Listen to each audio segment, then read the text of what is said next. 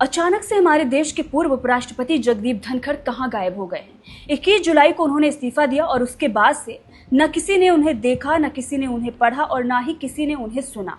अब ऐसे में सोशल मीडिया पर तमाम कयास लगाए जा रहे हैं और तमाम तरह के दावे किए जा रहे हैं। लोगों का ये कहना है या तो उन्होंने खुद को कैद कर लिया है या फिर उन्हें नजरबंद कर दिया गया है, और अगर नजरबंद किया गया है तो आखिर क्यों। इन्हीं कारणों को लेकर तमाम तरह की बातें सोशल मीडिया पर चल रही हैं। कुछ लोग ये कह रहे हैं कि उन्होंने इस्तीफा दिया नहीं है बल्कि इस्तीफा दिलवाया गया है। कुछ लोगों ने ये भी कहा है कि बीजेपी के बड़े नेताओं ने उनकी बेइज्जती की थी, जिसके बाद उन्होंने इस्तीफा दिया है। अब ऐसे में जब सोशल मीडिया पर इस तरह की बातें चल रही हों, तमाम कयास लगाए जा रहे हों, तो उनकी सुरक्षा को लेकर हर कोई चिंतित होगा। एक ऐसा व्यक्ति जो उपराष्ट्रपति के पद पर होता है, अचानक से वो ये कहता है कि मेरा स्वास्थ्य ठीक नहीं है, मैं इस्तीफा दे रहा हूँ, और उसके बाद वो इस्तीफा देकर गायब हो जाता है, तो सवाल तो उठेंगे ही। और इन्हीं सवालों को लेकर अब विपक्ष जा रहा है सुप्रीम कोर्ट। विपक्ष का ये कहना है कि उनकी सुरक्षा को लेकर हम चिंतित हैं। आखिर वो है कहाँ?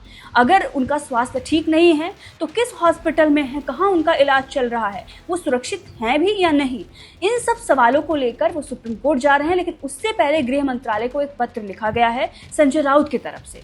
तो कपिल सिब्बल से लेकर संजय राउत, जयराम रमेश, उद्धव ठाकरे, इन सब ने बड़े सवाल खड़े किए, जिन सवालों के जवाब हर कोई जानना चाहता है। तो सबसे पहले आपको बताते हैं कि सुप्रीम कोर्ट के वकील कपिल सिब्बल ने इसको लेकर क्या कहा है। कपिल सिब्बल ने एक्स पर एक पोस्ट किया और लिखा कि क्या हमें बताया जा सकता है कि जगदीप धनखड़ हैं कहाँ।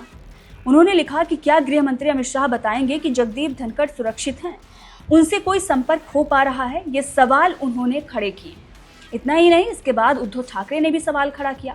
उन्होंने कहा कि हमारे पूर्व उपराष्ट्रपति अब कहाँ हैं, इस मुद्दे पर चर्चा होनी चाहिए। इतना ही नहीं, संजय राउत ने तो गृह मंत्रालय को पत्र लिखा है और पत्र लिखते हुए उन्होंने ये कहा है कि पूर्व उपराष्ट्रपति के बारे में कोई जानकारी नहीं है कि वो कहाँ हैं, उनका मौजूदा पता क्या है, उनका स्वास्थ्य कैसा है। इस विषय पर कुछ भी स्पष्टता नहीं है। राज्यसभा के कुछ सदस्यों ने उनसे संपर्क करने की कोशिश की, लेकिन वो असफल रहे। संजय राउत ने यह कहा कि दिल्ली में अफवाहें फैल रही हैं कि धनखड़ को उनके आवास तक ही सीमित कर दिया गया है और कथित तौर पर वो सुरक्षित भी नहीं। संजय राउत ने यह भी कहा कि उनके या उनके किसी कर्मचारी से कोई संपर्क नहीं हो पा रहा है, जो गंभीर चिंता का विषय है। हमारे पूर्व उपराष्ट्रपति के साथ आखिर क्या हुआ, वो कहाँ है, उनकी तबीयत कैसी है, क्या वो सुरक्षित हैं? देश को इन सवालों की सच्चाई जानने का हक है। सुप्रीम कोर्ट में रिट दायर करने का भी विचार कर रहे हैं सांसद, ये भी संजय राउत ने बताया। शिवसेना सांसद ने कहा कि राज्यसभा के कुछ सदस्य सुप्रीम कोर्ट में बंदी प्रत्यक्षीकरण याचिका दायर करने का विचार कर रहे हैं, क्योंकि वो धनखड़ को लेकर वाकई चिंतित हैं। संजय राउत ने अमित शाह को जो पत्र लिखा है उसमें यह भी कहा है कि सुप्रीम कोर्ट का दरवाजा खटखटाने से पहले मैंने आपसे ये जानकारी मांगना उचित समझा है। मुझे उम्मीद है कि आप मेरी भावनाओं को समझेंगे और धनखड़ के वर्तमान ठिकाने, उनकी सुरक्षा और स्वास्थ्य के बारे में सही जानकारी देंगे। संजय राउत के बाद कांग्रेस के सांसद जयराम रमेश ने भी सवाल खड़ा किया। उन्होंने कहा कि पूर्व उपराष्ट्रपति जगदीप धनखड़ 21 जुलाई की शाम से ही लापता हैं। तब से न वो देखे गए हैं, न सुने गए हैं, न पढ़े गए हैं।